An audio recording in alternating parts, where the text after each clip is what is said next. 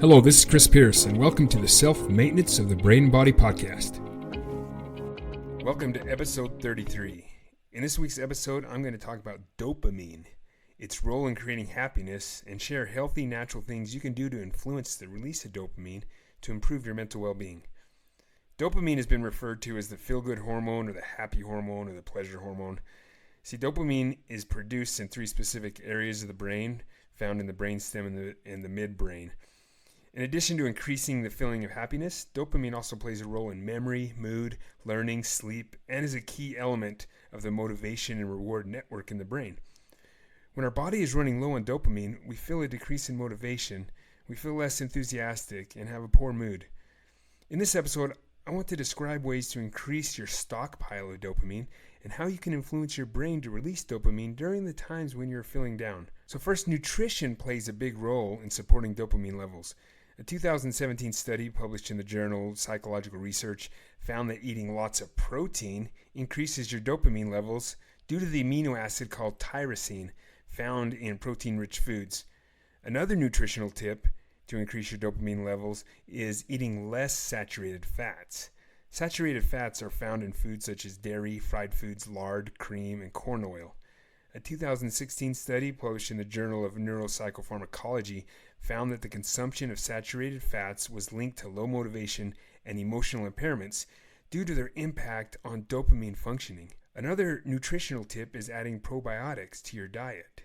It can improve your dopamine levels according to a 2019 study published in the Journal of Psychopharmacology. Now, how can you naturally influence the release of dopamine to feel good in the times where you are not motivated or find yourself experiencing the symptoms of depression, anxiety, or maybe the impulses toward an addictive substance? There are several proven methods that can influence the release of dopamine. Now, there are many activities that can release dopamine, but you must ask yourself, what are some of the things I typically do or engage in that I feel good when I'm doing it? So first, one activity is exercise. Exercise can influence the release of dopamine. However, research out of the University of California found that only after a few weeks of routinely exercising, the brain remodels the reward system to create a constant release of dopamine when exercising. This causes the brain to influence the release of dopamine to motivate you to work out, then rewards you with dopamine once your workout completes. Another way to release dopamine is listening to music. It can cause an immediate release of dopamine. I have playlists that I call my dopamine bank. They are full of songs that seem to always make me feel good when I hear them. And at times when I need a pick-me-up, I just turn on this playlist and begin to listen to the songs. Mindfulness meditation is another way to calm the mind and release dopamine. In episode 28 of this podcast series, I share with you ways to microdose mindfulness throughout your day. Mindfulness meditation combined with breathing is a great way to influence the release of dopamine. Deep diaphragmatic breathing can also influence the release of dopamine. This was demonstrated in a 2017 study published in the journal Frontiers in Psychology. Diaphragmatic breathing is when you take a deep breath and you feel your stomach pushing out when you're taking this breath. This is because the air in your lungs is pushing against the diaphragm as the air reaches the bottom portion of your lungs. When you do this, you want to take slow, deep breaths, then holding it in for a few seconds, then slowly letting it out.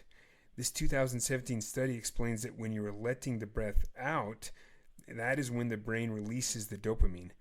They also found that when you are taking short, shallow breaths, there isn't a release of dopamine. So this week, I challenge you to prepare your emergency preparedness tool bag of dopamine activities that you can easily access during the times when you're feeling down or needing the motivation.